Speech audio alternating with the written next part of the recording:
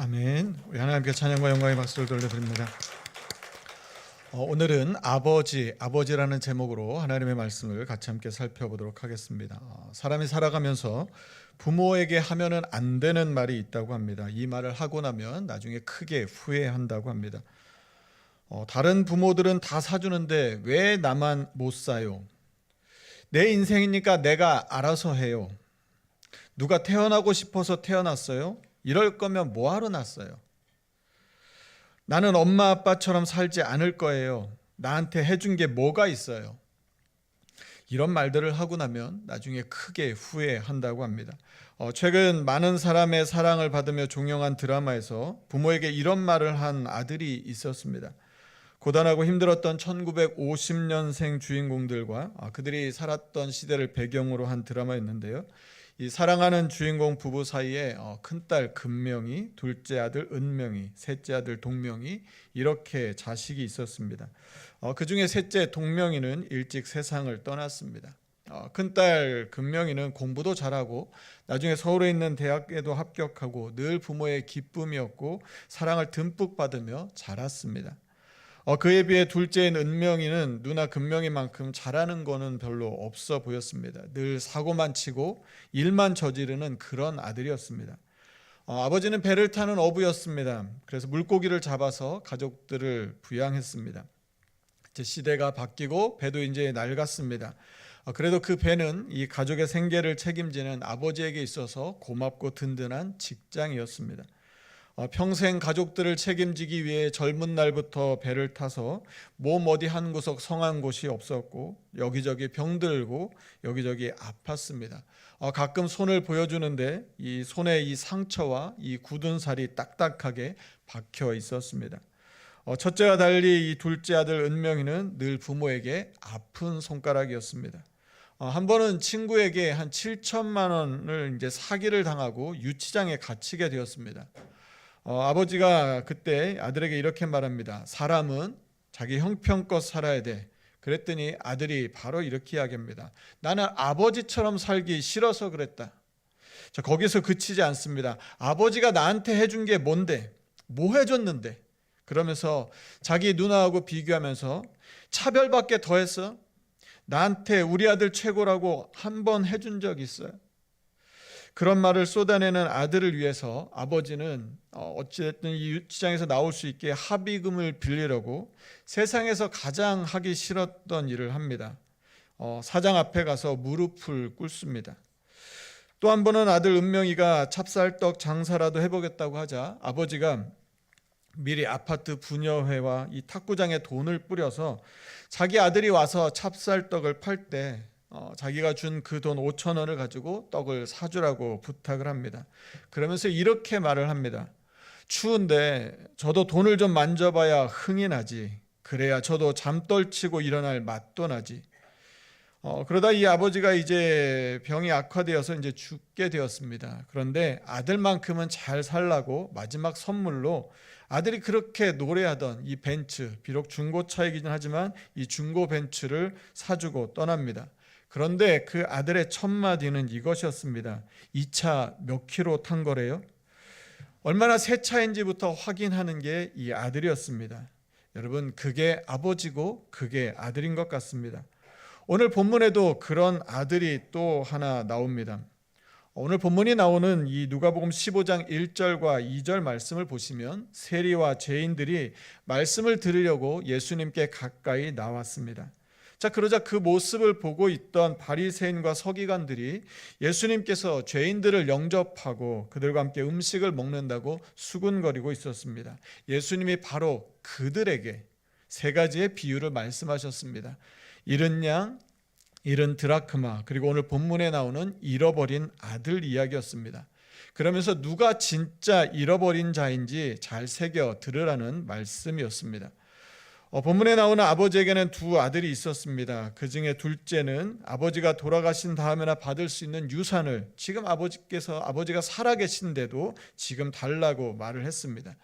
당시 사회와 문화로 볼 때 이것은 막말이었습니다. 그런데도 아버지는 아무 말 하지 않고 큰아들과 둘째 아들에게 각각 재산을 나누어 줍니다. 둘째 아들은 아버지에게서 받은 그 재산을 다 가지고 아버지로부터 먼 나라, 먼 곳으로 떠나갑니다. 그리고 거기 가서 방탕하게 살다가 재산을 다 탕진합니다. 엎친 데 덮친 격으로 그가 갔던 그곳에 흉년이 아주 크게 들었습니다. 그래서 아주 궁핍하게 되었습니다. 공동번역 성경은 이것을 알거지가 되었다고 번역했습니다. 그리고 이어지는 오늘 본문은 가서로 시작합니다. 하는 수 없이 그는 그 마을 사람들을 찾아갔습니다. 아마 누구도 그를 환영해 주지 않았을 것입니다. 나라의 흉년까지 들었는데 재산을 다 탕진하고 볼품없이 허름한 행색을 하고 있는 외지 사람을 반갑게 맞아줄 사람은 아마 아무도 없었을 것입니다. 그나마 그가 찾아간 집에서 그에게 맡겨준 일이 있었는데 그것이 무엇이냐면 유대인들이 그렇게 부정하게 생각하는 돼지를 치는 일이었습니다. 아마 그래도 이 일이라도 하면 이 먹을 것이라도 조금 얻겠지 하는 그런 생각으로 갔는데 돼지 먹을 쥐엄나무 열매조차 얻을 수 없었습니다. 그에게는 먹을 것을 주는 사람이 아무도 없었습니다. 아마 우리나라의 이 보릿고개 같은 그런 기근이 아마 거기에도 심했던 것 같습니다. 아무것도 먹을 것을 주는 사람이 없으니 쫄쫄 굶어야 했을 것입니다. 어떻게든지 살아보려고 찾아갔는데 살 길이 보이지 않았습니다. 더 이상 내 힘으로 살 길을 찾을 수 없어서 이러다 정말 죽겠다 싶은 그 순간이 되자 비로소 제대로 보게 되었습니다. 오늘 본문 17절 말씀인데요. 우리 17절 말씀을 같이 한번 읽어보겠습니다. 같이 읽습니다. 시작. 이에 스스로 돌이켜 이르되 내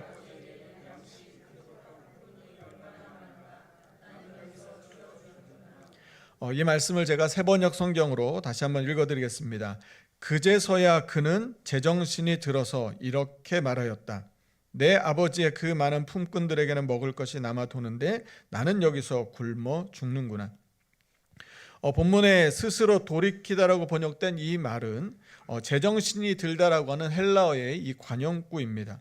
아버지 재산을 가지고 가서 허랑방탕하게 살 때는 그런 생각이 들지 않았습니다. 정신없이 살았을 것입니다.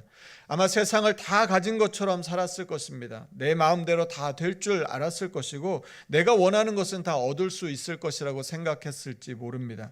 그때는 그게 제정신인 줄 알고 살았을 것입니다. 하지만 아무것도 남지 않고 배고픔으로 죽을 만큼 고생하게 되니까 그제서야 정신이 번쩍 들었습니다. 여러분, 어떤 게 은혜입니까? 정신없이 살아가는 게 은혜입니까? 정신이 번쩍 들어서 정신을 차리고 살아가는 것이 은혜입니까? 우리도 그렇지 않나 싶습니다. 아직 여유가 있을 때, 아직 기회가 있을 때 우리는 잘 모릅니다. 그때는 우리가 정신없이 살아갑니다. 아직 건강할 때는 지금의 이 건강이 앞으로도 그리고 평생 괜찮을 거라고 생각합니다. 그런데 내 마음대로 잘 움직여지지 않을 때, 몸 이곳저곳에서 통증을 느끼게 될 때 그제서야 정신이 번쩍 듭니다. 그제서야 아차 싶어지는 것이죠. 관계가 괜찮을 때는 잘 모르다가 다 깨어지고 나면 그제서야 외로움에 정신을 차리게 됩니다. 둘째 아들은 가진 재산을 다 탕진하고 죽을 만큼 배고픔으로 고생하기 전까지는 정신을 차리지 못했습니다. 그냥 정신없이 살았습니다. 아마 그때가 아니었다면 아마 시간을 더 보냈을 뿐 결론은 아마 똑같았을 것입니다. 정신없이 사는 시간이 아무리 즐겁고 아무리 길다고 해도 결국 정신을 차려야 모든 것이 제자리를 찾게 되고 그때부터 진정한 삶을 살게 되는 것입니다. 재산을 다 탕진하고 흉년이 들고 궁핍해졌을 때까지만 해도 아직 견딜만 했던 것 같습니다. 아직 버틸만 하니까 그는 그 나라 백성 중에서 다른 한 사람을 찾아갔습니다. 여전히 정신이 없는 삶을 살고 있었던 것이죠. 그래서 정신을 차리게 되는 게 은혜입니다. 은혜를 입으면 정신을 차리게 됩니다. 은혜를 입었다는 것을 오늘 말씀에서 무엇으로 알 수 있습니까? 그의 생각 속에 아버지가 들어왔습니다. 허랑방탕하게 살 때는 아버지로부터 멀리 떠나려고 먼 나라로 갔습니다. 그런데 정신이 번쩍 드니까 아버지가 생각이 났습니다. 멀리 떠나기만 하면 자유로울 줄 알았는데 그게 진정한 자유와 행복이 아니라는 것을 깨닫게 되었습니다. 우리가 살면서 인생의 문제를 만났을 때 하나님 아버지를 떠올릴 수 있으면 우리의 문제는 풀릴 줄로 믿습니다. 하나님 아버지를 만나게 되면 우리의 문제는 다 해결될 것입니다. 그런데 어떤 사람에게는 이 하나님 아버지를 떠올릴 때까지 시간이 많이 걸리는 것 같습니다. 둘째 아들은 자신이 여기서 이렇게 굶어 죽게 생겼다는 것을 깨달았습니다. 그리고 아버지를 생각하게 되었습니다. 하지만 그가 생각했던 것은 아직도 순수하게 아버지는 아니었습니다. 아버지의 양식이었습니다. 아직 아버지보다는 아버지가 가지고 있는 양식이 더 필요했습니다. 아버지를 생각해서 이제 좀 정신이 제대로 돌아왔나 싶었는데 아직도 아니었습니다. 둘째 아들은 어떻게든지 아버지를 찾아서 용서를 구하려고 합니다. 그런데 여기서 다시 아버지의 마음을 예리한 칼로 도려내는 듯한 말을 합니다. 19절 말씀인데요. 우리 19절 말씀도 같이 한번 읽어보겠습니다. 같이 읽습니다. 시작. 지금부터는 아버지의 아들이라.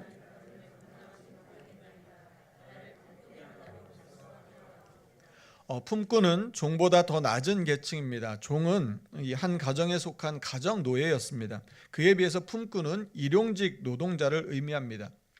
그러니까 아버지 집에 속한 노예도 아니고 그냥 가끔 일이 있을 때나 일할 수 있는 그런 일용직 노동자로 자신을 봐달라고 그렇게 말할 생각이었습니다. 여러분, 자식은 부모의 마음을 모릅니다. 아버지에게 있어서 아들은 영원한 아들입니다. 잘못을 저질렀다고 그 신분을 바꿀 수는 없습니다. 나이를 아무리 먹어도 부모에게 자식은 그저 자식일 뿐입니다. 그저 아가일 뿐인 것이죠. 그런데 아들은 아버지에게 자신을 품꾼의 하나로 봐달라고 말할 그럴 생각이었습니다. 아마 죄송한 마음이 있었기 때문에 그랬을 것입니다. 아마 미안한 마음 때문에 그런 생각을 품었을 것입니다. 그런데 그 말을 하게 되었을 때 부모는, 아버지는 어떤 마음을 갖게 될지는 생각할 수 없었습니다. 이런 생각이 왜 아버지의 마음을 더 아프게 하는 것인지는 뒤에 나오는 아버지의 행동을 보면 더 잘 알 수가 있습니다. 그는 이런 마음의 다짐을 하고 자리에서 일어나서 아버지에게로 돌아갑니다. 가진 재산을 다 탕진하고 빈털터리가 돼서 돼지를 치는 곳에서 살았으니 그는 아마 제대로 씻지도 못한 흉측한 몰골이었을 것입니다. 몸에서는 막 냄새가 풀풀 났을 것이고 돼지 먹이조차 제대로 얻어먹지 못했으니 몸은 깡마르고 뼈만 앙상했을 것입니다. 그래도 아버지께 돌아갈 용기를 냈습니다. 본문 20절 말씀인데요. 우리 20절 말씀도 같이 한번 읽겠습니다. 같이 읽습니다. 시작. 이에 일어나서 아버지께로 돌아가니라. 아직도 거리가 먼데. 여러분, 아버지가 언제부터 나와서 기다리고 계셨을까요? 성경은 아버지가 언제부터 기다리고 계셨는지를 우리에게 알려주지는 않습니다. 하지만 어느 날 갑자기 나타난 그 아들을 그 자리에서 바로 만나기 위해서는 아마 아버지는 이미 오래전부터 아들을 기다리며 거기에 계시지 않았을까 추측해 봅니다. 먼저 알아본 사람도 아버지였습니다. 아직도 거리가 멀리 떨어져 있었습니다. 아마 아버지는 크게 변화가 없었을 것입니다. 그런데 아들은 달랐을 것입니다. 집을 나갔을 때 그 행색과 돌아왔을 때는 완전히 다른 모습이었을 것입니다. 그래도 아버지는 단번에 아들을 알아볼 수 있었습니다. 알아본 즉시 아버지는 달려갔습니다. 아버지는 아들을 측은히 여겼습니다. 본문에 나오는 이 측은이라고 하는 단어는 이 창자라는 의미가 들어 있습니다. 이 창자를 뜻하는 우리의 옛말에 애라고 하는 단어가 있습니다. 애가 끊어진다라는 말은 창자가 끊어질 만큼 몹시 고통스럽고 슬프다는 의미입니다. 아버지는 사랑하는 자식이 자신을 버리고 떠난 그 슬픔과 고통 때문에, 그리고 그 자식을 보고 싶은 그 그리움 때문에 창자가 끊어지는 아픔과 슬픔과 고통을 느꼈을 것입니다. 그 애달픈 마음으로 아들을 보자마자 아버지는 달려갔습니다. 누가복음에서 이 달리다라고 하는 단어는 딱 두 곳에서 사용되었습니다. 하나는 오늘 본문이고요. 다른 하나는 여자들이 주님의 부활 소식을 전했을 때 그 소식을 듣고 베드로가 무덤에 달려갔을 때 사용되었습니다. 다른 복음서에서도 부활하신 주님께 달려가는 제자들에게 이 단어를 사용했습니다. 십자가에 죽으셨다가 다시 부활하신, 다시 살아나신 그 주님을 만나기 위해 그 기쁨을 가지고, 그 설렘을 가지고, 그 감격을 가지고, 그 믿을 수 없는 사실을 어떻게든지 확인해 보고자 하는 그 마음으로 달려갔던 그 제자들처럼 지금 아버지가 아들에게 달려간 것입니다. 달려간 아버지는 냄새나고 깡 말라버린 아들에게 연신 입을 맞춥니다. 더럽지도 않습니다. 아들이기 때문에 아무렇지도 않았을 것입니다. 입을 맞추다는 이 단어도 누가복음의 이곳 외에 누가복음 7장에서 사용되었는데요. 그 내용이 무엇이냐면 이 죄를 지은 한 여자가 예수님 뒤로 와서 주님의 발 곁에 서서 울며 눈물로 그 발을 적시고 자기의 머리털로 그 발을 닦습니다. 그리고 그 발에 입 맞추고 향유를 부을 때 그 입맞춤에 이 단어가 사용되었습니다. 아마 지금 그 마음으로 아버지가 아들에게 입맞추고 있음을 말하고 싶었던 것이 아닐까 싶습니다. 그런 아버지의 마음도 모르고 자신을 아버지 집에 품꾼으로 봐달라고 말을 했다면 아버지의 마음은 또 한 번 찢어졌을 것입니다. 뜻밖의 환대를 받은 아들이 이렇게 말합니다. 오늘 본문 21절인데요. 우리 21절 말씀도 같이 한번 읽겠습니다. 같이 읽습니다. 시작. 아들이 이르되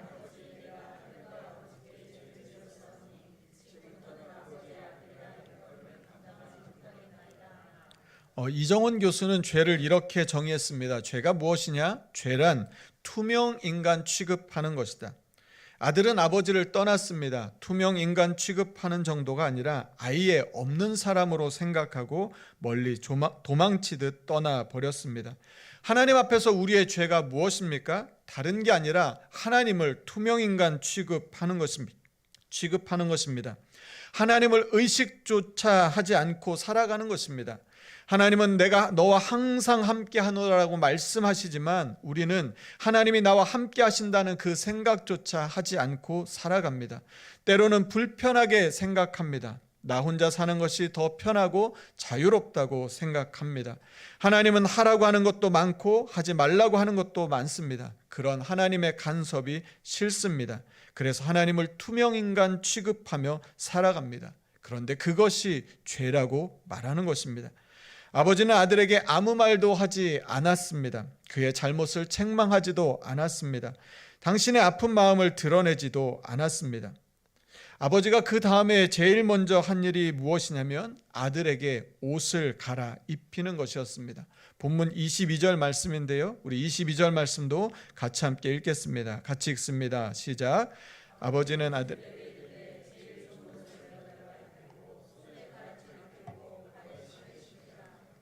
여기서 옷은 길게 끌리는 옷을 말합니다. 예복을 뜻하기도 하고요. 계시록에서는 두루마기를 말합니다.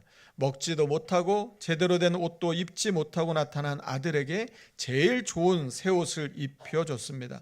아마 아버지는 이미 오래전부터 아들이 돌아올 날을 기다리며 미리 준비해 두셨던 것 같습니다. 그래서 그 옷을 바로 내어다가 입히게 했을 것입니다. 사람들의 눈에 띌 수 있게 길게 늘어뜨려서 이 아들이 우리에게 가장 중요한 아들이고 이 아들이 주인공이라는 것을 알려주고 싶었을 것입니다. 사람들이 부러워할 만큼 제일 좋은 옷을 입혀주었습니다. 아버지는 그것으로도 부족했습니다. 손에 가락지를 끼워주고 갈라지고 터졌을 아들의 발에 새 신을 신겨주었습니다. 그리고 부드럽고 귀한 살진 송아지를 잡아서 잔치를 벌였습니다. 아버지는 그런 사람입니다. 집 나간 자식이 뭐가 이쁘다고 그렇게 하는지 모르겠지만 아버지는 그렇게 할 수 있어서 기뻤을 것입니다. 아들이 살아서 돌아온 것만으로 아버지는 충분했습니다. 오늘 본문 24절인데요. 24절 말씀도 우리가 한 번 더 같이 읽겠습니다. 같이 읽습니다. 시작. 이 내 아들은 죽었다가 다시 살아났으며 다시 얻었노라 하니 그들이 즐거워하더라. 아들이 자신에게 어떻게 했는지는 다 잊어버리고 아들에게 가장 좋은 것만 주고 싶은 것이 아버지의 마음입니다. 이 아버지의 마음이 오늘 우리를 향한 하나님 아버지의 마음입니다. 여러분, 우리는 지금 어디에 있습니까? 우리는 하나님 아버지 집에 있습니까? 아직 더 쓸만한 게 남아 있어서 먼 나라에서 잘 살고 있습니까? 하나님 집에서 살고 있다면 우리는 하나님을 투명인간 취급하고 있지는 않습니까? 제일 좋은 것을 주고 싶어 하시는 그 아버지를 이렇게든 저렇게든 떠나 있지는 않습니까? 아버지는 오랫동안 기다리고 계셨습니다. 우리를 위해 제일 좋은 옷을 미리 준비해 놓고 계셨습니다. 지금 제대로 입고 제대로 먹고 제대로 살고 계십니까? 우리가 일어나 하나님 아버지께 돌아간다면 우리를 향해 전속력으로 달려오시는 그 아버지 품에 안겨 손에 가락지를 끼워주고 잔치를 벌여주시는 그 아버지의 사랑을 누리며 살게 될 것입니다. 우리는 하나님 아버지께 그렇게 소중한 사람들입니다. 우리는 온 세상과도 바꿀 수 없을 만큼 사랑스러운 사람들입니다. 앞에 말씀드렸던 그 드라마에 이런 대사가 나옵니다. 부모는 미안했던 것만 사무치고 자식은 서운했던 것만 사무친다. 우리 하나님은 우리에게 하나뿐인 아들 예수님까지 내어주시고도 우리에게 당당하게 큰 소리 한번 못 치시는 것 같다는 생각이 듭니다. 우리는 더 이상 받을 수 없을 만큼 큰 사랑을 받고도 아직도 부족하다고 느끼고 해준 게 뭐가 있냐고 핏대를 세우지 않았는지 돌아봅니다. 우리를 지으시고 너무 좋아서 기뻐하셨던 그 하나님 아버지께서 이제 더 이상 기다리다 지치지 않으시도록, 우리가 너무 좋아서 항상 함께 하시는 하나님이 우리에게 더 이상 투명인간 취급을 당하지 않으시도록 우리 아버지 하나님께 나아가 그 품에 안겨서 그 은혜와 사랑을 누리며 살아가는 저와 여러분의 삶이 되기를 간절히 소망합니다. 가수 김진호가 부른 가족사진이라고 하는 노래의 가사를 읽어드리며 오늘 설교를 마치려고 합니다.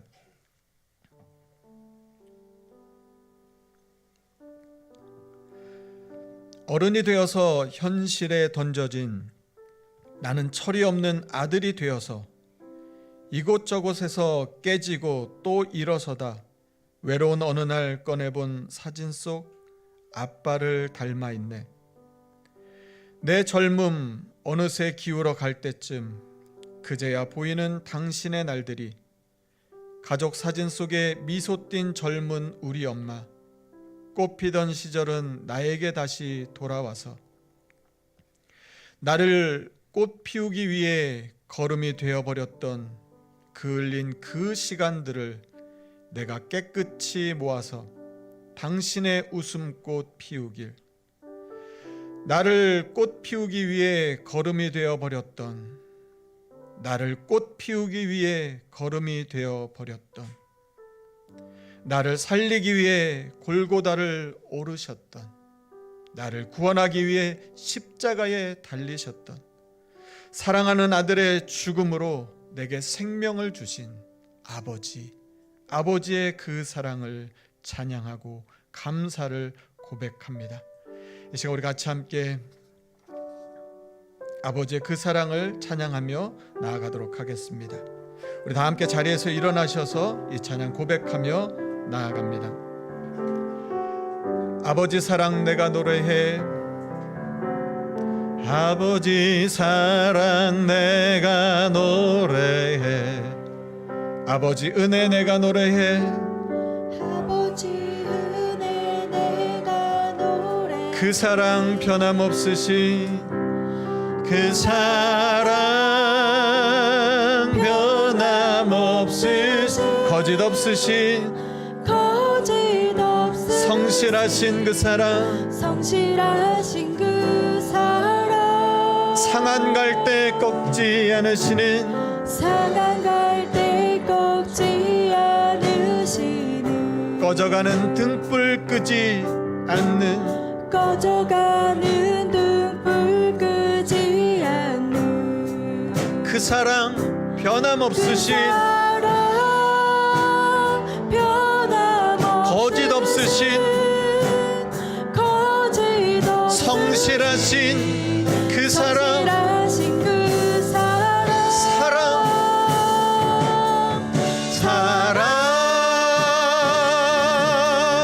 그 사랑, 날 위해 죽으신, 날 위해 다시 사신 예수 그리스도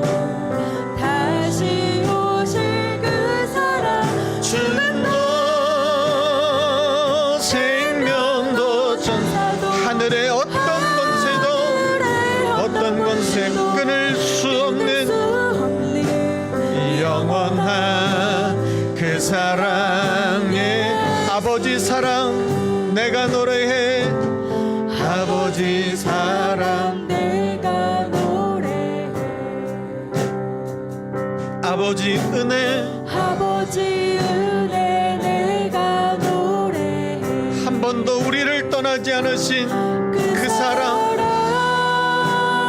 변함없이 거짓 없으신 거짓 성실하신 우리 주님의 그 사랑 그 사랑 상한 갈대와 같은 나를 꺾지 않으시고 상한 갈대 꺾지 꺼져가는 등불 같은 우리를 불어 끄지 않으시는 하나님 꺼져가는 등불 끄지 않는 주님의 그 사랑 그 사랑 변함없으신 거짓 없으신 거짓 없으신 성실하신 성실하신 그 사랑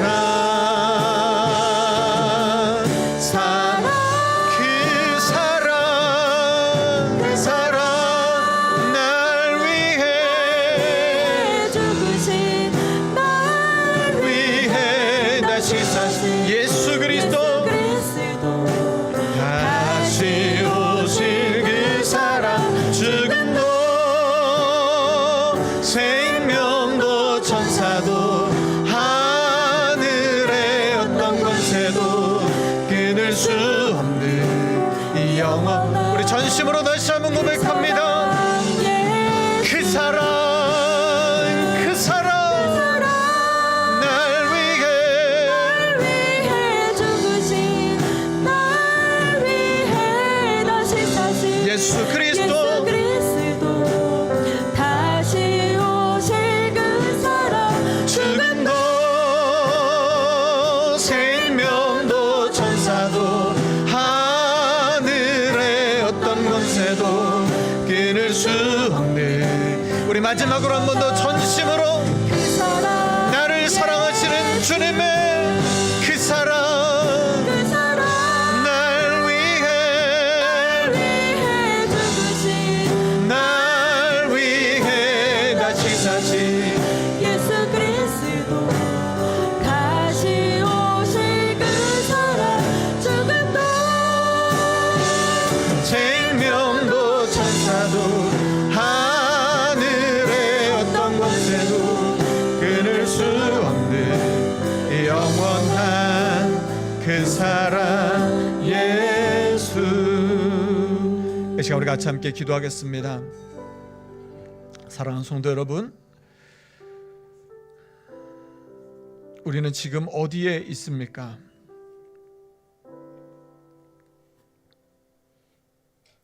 하나님을 멀리 떠나 있지는 않으십니까? 혹시 나는 멀리 떠나 있지 않다고 생각하는데, 그래서 나는 늘 하나님과 함께 있다고 생각하는데, 삶의 순간순간 하나님을 우리의 삶의 투명인간처럼 그렇게 생각하며 지내지는 않으셨습니까?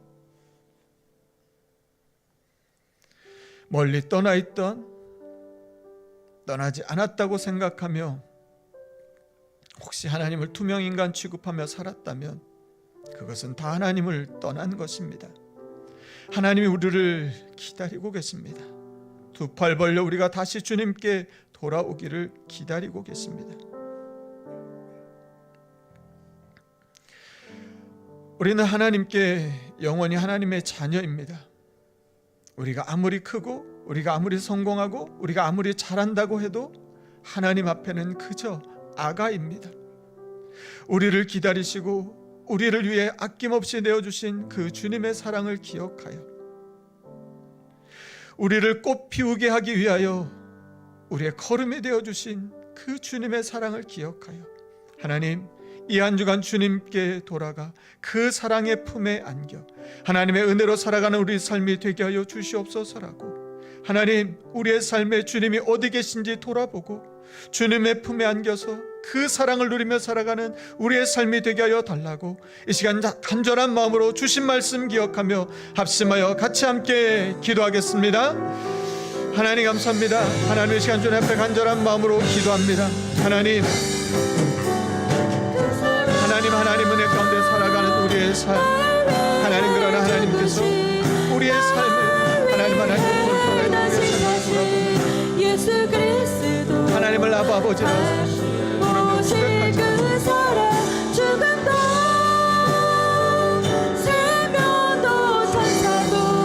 성령 하나님 은혜와 능력으로 역사하여 주셔서 하나님 아버지의 그 귀한 은혜를 누리며 살게 하여 주옵소서. 하나님 떠나서는 아무것도 할 수 없습니다. 하나님 우리를 기다리시는 그 주님 앞에, 하나님 우리를 향해 달려오시는 그 주님 앞에, 하나님 우리를 위하여 가장 좋은 것을 준비하신 그 주님 앞에 나아가 하나님 주님의 품에 안겨 하나님 주님의 그 사랑이 하나님 우리가 온전히 회복된 우리의 삶이 되게 하여 주시옵소서. 우리를 위하여 예수 그리스도까지 내어주신 주님의 그 은혜와 그 사랑을 기억하며 하나님 이 한 주간 주님의 그 사랑과 주님과 동행하는 삶이 되게 하여 주시옵소서. 그 사랑 없이는 살아갈 수 없습니다. 아버지 없이는 살아갈 수 없습니다. 하나님 우리가 하나님 앞에 말하는 하나님 많은 죄악된 것들을 이제는 끊어버리게 하여 주시고 하나님 주님의 은혜 가운데 살아가는 우리 모두의 삶이 되게 하여 주시옵소서. 성령 하나님 은혜를 넣어 주시옵소서. 하나님 그 사랑이 있어야 우리는 살아갈 수 있습니다. 그 은혜가 있어야 살아갈 수 있습니다. 하나님 그 십자가의 사랑으로 살아가는 우리 삶이 되게 하여 주시고 하나님이 한 주간도 하나님의 그 크신 은혜를 힘입어 믿음으로 살아가는 우리 모두의 삶이 다 되게 하여 주시옵소서. 성령 하나님 주님의 은혜를 힘입어 우리의 삶이 되게 하여 주시옵소서.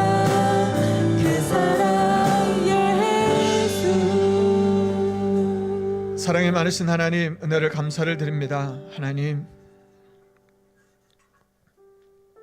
하나님을 떠나서는 아무것도 할 수 없는데 하나님 은혜 주시니까 그냥 내 힘으로 잘 된 줄 알고 내가 어떻게 해서 얻은 것인 줄 알고 하나님의 은혜는 잊어버리고 아버지 것 다 가지고 멀리 떠나 있던 그 둘째 아들이 오늘 우리의 모습임을 고백합니다. 하나님 너무 멀리 떠나 있다가 하나님 둘째 아들처럼 다 잃어버리고 다 탕진하고 다 망가진 뒤에 그때 아버지를 기억하는 둘째 아들이 아니라 하나님 지금 우리를 부르시는 하나님의 그 음성 듣고 이제라도 돌이켜 주님 앞에 나아갈 수 있는 하나님 그런 은혜를 베풀어 주시옵소서.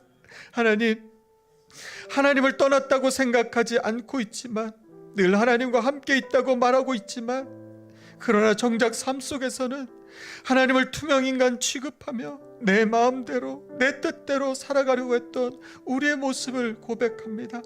하나님 주님은 날 위해 가장 좋은 것 준비해 두시고 그것 주고 싶으신데 우리의 더럽고 상처나고 굳은 살 베긴 그 손에 하나님 가락지를 끼워주시고 피투성이 된 그 발에 새신을 신겨주시고 우리를 위해 잔치를 벌여주시고 싶으신데 우리는 그 하나님의 마음 모르고 투명인간 취급하며 지내지 않았는지 돌아봅니다. 하나님 주님 앞에 돌아갑니다. 하나님 우리를 하나님의 자녀 삼게 하여 그 사랑하는 독생자 예수님 십자가에 달려 죽게 하신 그 은혜, 그 은혜로 우리를 살려주신 그 은혜를 잊지 않게 하여 주시고 지금도 아가라 부르시며 우리로 하여금 아빠 아버지라 부를 수 있게 해주신 하나님의 사랑 기억하여 주님 앞에 나아가는 이 한 주간의 삶이 되게 하여 주시옵소서. 하나님 없이는 살 수 없습니다. 그 은혜와 사랑 없이는 살 수 없습니다. 살 수 있다고 생각하면 이제 정신 차리게 해주셔서 하나님의 은혜로 살아가는 우리의 삶이 되게 하여 주셔서 이 한 주간 그 은혜로 승리하는 우리 모두의 삶이 되게 하여 주시옵소서. 감사드리며 예수님 이름으로 간절히 기도하옵나이다. 우리 축도는 우리 원로 목사님께서 해 주시겠습니다.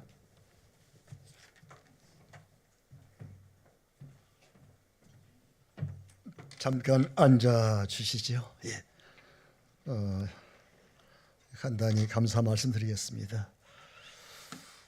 제가 82년을 살았습니다. 살아온 것을 돌이켜 볼 때에 젊은 날도 중요하지만 노년도 중요하다는 생각을 합니다. 성경 가운데에서 다윗 왕을 우리가 생각합니다. 다윗 왕은 젊은 날 고생을 참 많이 한 분입니다. 근데 노년에 이렇게 고백합니다. 나의 모든 앞날은 주의 손에 있사오니 따라합시다. 나의 앞날은 주의 손에 있사오니. 네, 우리 앞날은 주의 손에 있습니다. 10편 31편 15절 말씀이거든요. 우리 교회가 제가 30년 시무하면서 제가 은퇴 직전에 30주년 기념교회를 베트남에 세웠습니다. 그리고 이어서 7번째로 또론의 해성교회를 또 건축을 하게 됐습니다. 모든 것이 하나님의 은혜이지요. 우리 가문은 우리 할머님 때부터 성전 건축하기를 기뻐하셨습니다. 해서 성전 대지를 사서 헌납해가지고 그 위에 교회를 지었습니다. 그 교회가 지금 군산의 옥봉교회인데 시골 교회이지만 한 500명 넘게 모이는 그런 교회가 됐습니다. 우리 아버지께서는 가나안 교회를 손수 또 지었습니다. 간동교회를 지었습니다. 어은교회를 지었습니다. 그래서 아버지도 성전 건축을 매우 기뻐하시고 열심히 하시다 가셨습니다. 우리 어머님께서도 아버지가 돌아가신 다음에 자녀가 준 용돈 다 모아가지고 이걸 가지고 베트남에 5번째, 4번째인가요? 버리행 복음교회를 건축하시고 가서 헌당 예배 드리시고 천국에 가셨습니다. 이어서 제가 80주년 생일 되었을 때에 우리 아들, 딸이 돈을 좀 보내왔어요. 잔치하시고 북유럽에 아버지, 어머니 여행 다녀오시라고 돈이 꽤 큰 돈이었어요. 그래서 제 아내가 이거 우리가 쓰지 말고 간단하게 잔치 간단하게 하고 이 돈을 가지고 또 우리가 모아서 더 모아서 베트남에 어머님처럼 성전을 지읍시다.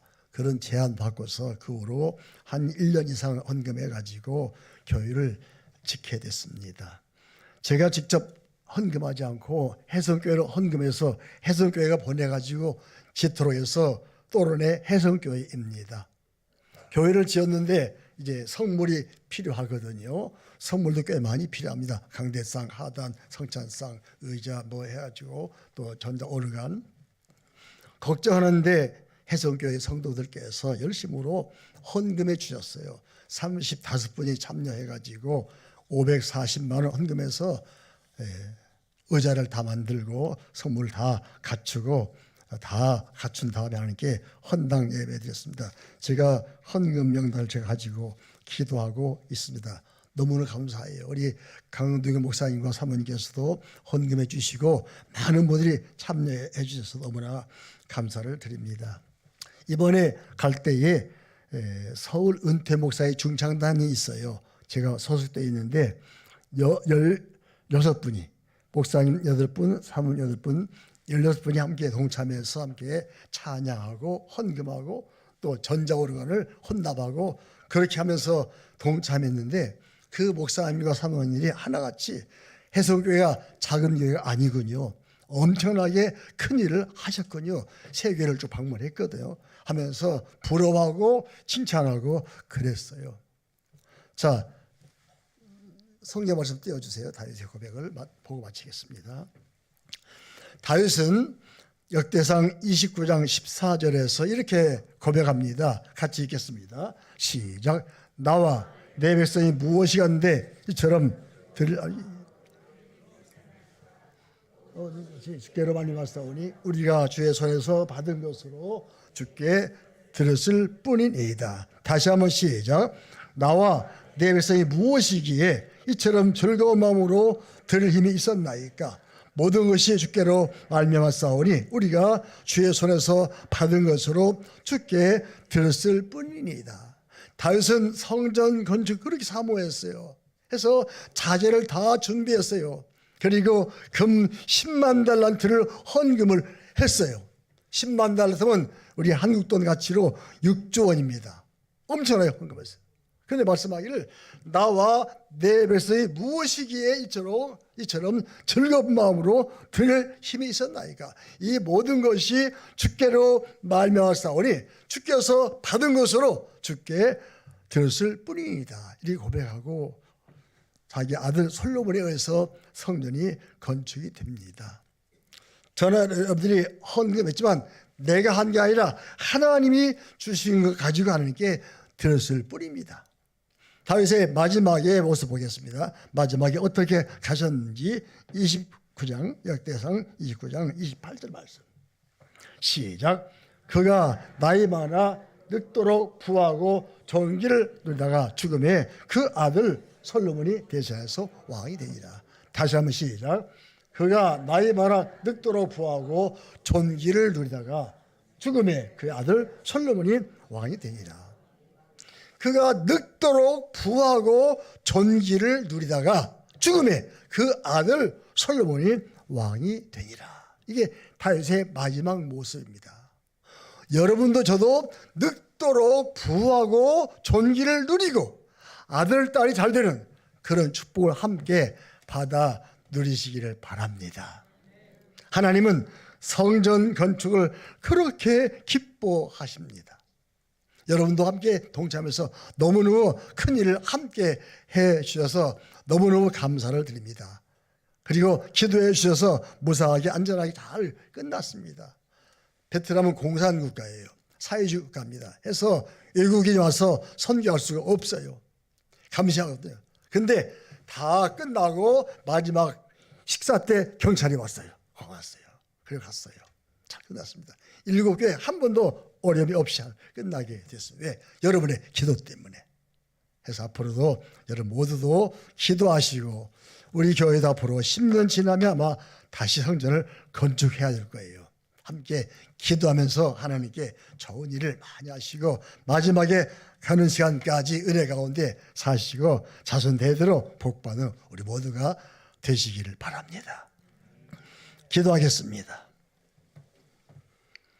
지금은 우리 구주 예수님의 은혜와 하나님 아버지의 무한하신 사랑하심과 성령님의 감동 감화 위로 충만 교통하심이 혜성교회가 베트남에 세운 7개 교회의회와 우리 혜성교회 모든 성도들과 자녀와 가정의회 하는 모든 일터의회 이 나라 이민족의회 이제부터 영원까지 함께 계시기를 간절히 축원하옵나이다. 아멘.